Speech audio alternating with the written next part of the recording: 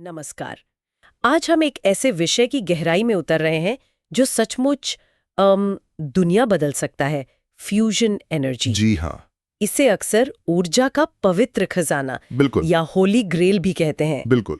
हमारे पास कुछ लेख और शोध है और हमारा मिशन है इनमें से सबसे महत्वपूर्ण बातें निकालना। हम समझेंगे कि ये तकनीक क्या है, क्यों इतनी अहम है और आज यानी 20 मई 2025 तक हम कहाँ पहुंचे हैं। सही बात है। सोचिए जरा, सूरज और तारों को चलाने वाली शक्ति, उसे धरती पर लाना, लगभग असीमित साफ ऊर्जा। बिल्कुल चलिए इसे खोलते हैं। बिल्कुल। और देखिए, फ्यूजन का वादा है भी बहुत आकर्षक। ऐसी ऊर्जा जो जलवायु परिवर्तन नहीं बढ़ाती, जिससे खतरनाक मतलब लंबे समय तक टिकने वाला परमाणु कचरा नहीं बनता। अच्छा। और जिसका ईंधन समुद्र के पानी में मौजूद है। समुद्र के पानी से? हाँ, कमाल है। हाँ, लेकिन इसे हकीकत बनाना वो विज्ञान और इंजीनियरिंग की एक जबरदस्त चुनौती है, ये भी सच है। तो हम देखेंगे कि ये कैसे काम करता है, हाल की जो सफलताएं हैं वो क्या संकेत देती हैं और कौन सी बाधाएं अभी पार करनी बाकी हैं। ठीक है, तो फ्यूजन का बिल्कुल बुनियादी सिद्धांत क्या है? ये काम कैसे करता है आखिर? हाँ, मतलब आसान शब्दों में समझें तो जब बहुत हल्के परमाणु जैसे हाइड्रोजन के आइसोटोप्स होते हैं, ड्यूटेरियम और ट्रिटियम, हाँ, जब वो अत्यधिक गर्मी मतलब 10 करोड़ डिग्री सेल्सियस से भी ज्यादा और दबाव में एक साथ आते हैं तो वे जुड़कर हीलियम जैसा थोड़ा भारी परमाणु बनाते हैं। ओके। और इस प्रक्रिया में आइंस्टीन का वो प्रसिद्ध समीकरण है ना, E=mc², हाँ हाँ, उसके हिसाब से थोड़ा सा द्रव्यमान विशाल ऊर्जा में बदल जाता है। अच्छा। और फ्यूल की बात करें तो ड्यूटेरियम समुद्र के पानी में आसानी से मिल जाता है। ट्रिटियम लिथियम से बनाया जा सकता है जो धरती पर है, तो ईंधन की कमी नहीं। मतलब ईंधन तो भरपूर है। जी, और ये साफ है, कोई ग्रीन हाउस गैस नहीं निकलती। और इसमें जैसे परमाणु रिएक्टर में मेल्टडाउन का खतरा होता है, वैसा इसमें नहीं होता। 10 करोड़ डिग्री, ये तो सुनने में ही अविश्वसनीय लगता है। शायद इसीलिए इसे पवित्र खजाना कहते हैं। इसकी परिवर्तनकारी क्षमता क्या है? हाँ बिल्कुल, इसी वजह से इसकी क्षमता अभूतपूर्व है। कह सकते हैं ये हमें लाखों साल तक ऊर्जा दे सकता है।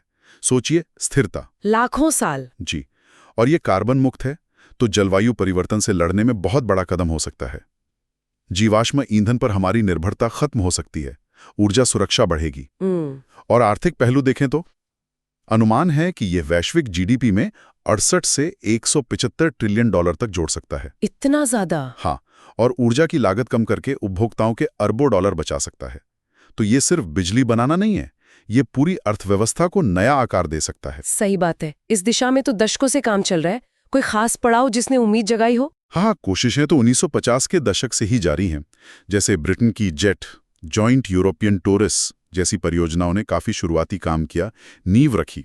अच्छा। लेकिन असली गेम चेंजर था 2022 में, जब कैलिफोर्निया की नेशनल इग्निशन फैसिलिटी मतलब NIF, हाँ NIF, वहां पहली बार नियंत्रित फ्यूजन प्रक्रिया से नेट एनर्जी गेन हासिल हुआ। नेट एनर्जी गेन मतलब जितनी ऊर्जा लेजर डालने में लगी, उससे ज्यादा ऊर्जा फ्यूजन से पैदा हुई। अरे वाह! हाँ, ये सफलता सिर्फ तकनीकी नहीं थी, इसने दशकों के सैद्धांतिक वादे को असलियत के करीब ला दिया और निवेशकों का भरोसा भी बढ़ाया। तो NIF ने साबित किया कि ये संभव है। क्या इसी वजह से हम आज 2025 में इतनी सारी निजी कंपनियों को इस दौर में देख रहे हैं? गतिविधि में तेजी आई है? बिल्कुल, वो एक बड़ा उत्प्रेरक था। अब निजी क्षेत्र बहुत सक्रिय है, जैसे कॉमनवेल्थ फ्यूजन सिस्टम्स CFS। हाँ, सुना है। जो MIT के साथ मिलकर स्पार्क नाम का एक टोकामाक बना रही है। टोकामाक? वो डोनट जैसा? जी हाँ, डोनट के आकार का उपकरण जो प्लाज्मा को शक्तिशाली चुंबकीय क्षेत्रों से नियंत्रित करता है। स्पार्क का लक्ष्य 2027 तक नेट एनर्जी गेन हासिल करना है। 2027? ये तो काफी जल्दी लगता है। हाँ, ये शायद पहला निजी प्रयास हो सकता है। और वो वर्जीनिया में एक ग्रिड स्केल प्लांट की योजना भी बना रहे हैं। अच्छा। फिर कनाडा की जनरल फ्यूजन है, वो 2025 के अंत तक फ्यूजन तापमान तक पहुंचने का लक्ष्य लेके चल रही है। हेलियन एनर्जी, पैसिफिक फ्यूजन जैसी कंपनियां भी अपनी अपनी तकनीकों पर तेजी से काम कर रही हैं। दिलचस्प है कि निजी और सार्वजनिक क्षेत्र दोनों मतलब अलग-अलग तकनीकों पर दांव लगा रहे हैं। सार्वजनिक क्षेत्र में क्या चल रहा है? हाँ, ये अच्छी बात है, इससे जोखिम कम होता है और अलग अलग समाधान खोजने की कोशिश होती है। सार्वजनिक क्षेत्र में फ्रांस में बन रहा ITR वो दुनिया का सबसे बड़ा अंतर्राष्ट्रीय प्रयोग है। ITR? हाँ, हालांकि इसमें देरी हुई है पर काम जारी है। लक्ष्य है 2035 में पूर्ण प्रयोग का। ये भी एक टोकामाक। इसके अलावा ब्रिटेन, जर्मनी, चीन जैसे देश भारी निवेश कर रहे हैं। चीन का क्रिम्सन स्काई ब्लेड प्रोजेक्ट भी चर्चा में है। और तकनीकें आपने टोकामैक बताया, NIF लेजर इस्तेमाल करता है। हाँ, मोटे तौर पर 3 मुख्य तकनीकें हैं। एक तो मैग्नेटिक कन्फाइनमेंट MCF, जिसमें टोकामैक और स्टेलरेटर, जो ज्यादा जटिल मुड़े हुए डोनट जैसा है, आते हैं। ठीक है। दूसरा है इनर्शियल कन्फाइनमेंट ICF, जिसमें NIF की तरह लेजर से ईंधन को दबाया जाता है। ओके। और तीसरा है फील्ड रिवर्स कॉन्फ़िगरेशन FRC, जिसे हेलियन जैसी कंपनियां इस्तेमाल कर रही हैं। तो इसका मतलब क्या है? मतलब अगर ये सब सफल होता है तो तस्वीर क्या होगी? अगर ये सफल होता है तो प्रभाव बहुत गहरे होंगे। सोचिए, सस्ती, प्रचुर और साफ ऊर्जा।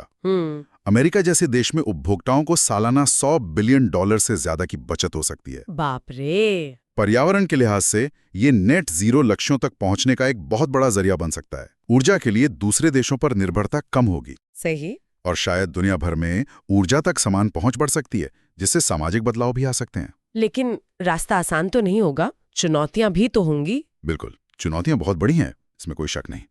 तकनीकी रूप से देखें तो वो चरम स्थितियां, करोड़ों डिग्री तापमान और भारी दबाव, उन्हें लगातार बनाए रखना और उनसे लगातार बिजली बनाना, ये बेहद मुश्किल है। समझ सकती हूँ। आर्थिक रूप से ये परियोजनाएं बहुत महंगी हैं। ITR का बजट ही 20 बिलियन यूरो से ज्यादा है, तो व्यावसायिक स्तर पर इसे सस्ता बनाना एक अलग चुनौती है। और समय? हाँ, समय सीमा भी अहम है। क्या ये तकनीक जलवायु परिवर्तन की चुनौती से निपटने के लिए समय पर तैयार हो पाएगी? स्पार्क 2027 का लक्ष्य रखता है, ITR 2035 का। कुछ आलोचक इस टाइमलाइन पर संदेह भी जताते हैं। और नियम कानून भी तो बनाने होंगे। जी हाँ, बिल्कुल। इस नई तकनीक के लिए नए नियम कानून भी बनाने होंगे, ये भी एक काम है। तो संक्षेप में कहें तो फ्यूजन एनर्जी अपार संभावनाओं से भरा क्षेत्र है। 2022 की वो NIF सफलता और निजी कंपनियों के बढ़ते निवेश से ऐसा लगता है कि दशकों पुराना ये सपना अब हकीकत के कुछ ज्यादा करीब आ रहा है। हाँ, कह सकते हैं। चुनौतियां गंभीर हैं, लेकिन इनाम भी उतना ही बड़ा है। एक साफ, सुरक्षित और लगभग कभी न खत्म होने वाला ऊर्जा स्रोत।